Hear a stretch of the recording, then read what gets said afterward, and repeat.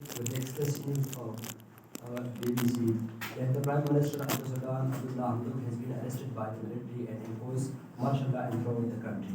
Report is there was a partial type of movement of the military and civilians alike. So it was decided that they would election in 2023, but now the situation is critical and the emergency has imposed and thrown the country. And people have come on the road and started protesting against the military. And now it's too tough for the military to take over the control over the country. And now the America has put the sanction on the Sudan for being the putting of martial law on the civilians, and United Nations also called for the peace and stability in the regions. Else the situation and the circumstance will be worse. Alright, the first thing is your posture. You should change it. Yeah, not the newscaster. Sir, सीधा रखना है. टेढ़ा नहीं करना. And second, you're speaking fluently, very fluently.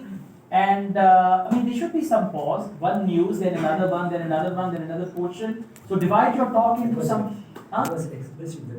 Okay, alright. Thank you. That's good. Thank you. Good job. Thank you.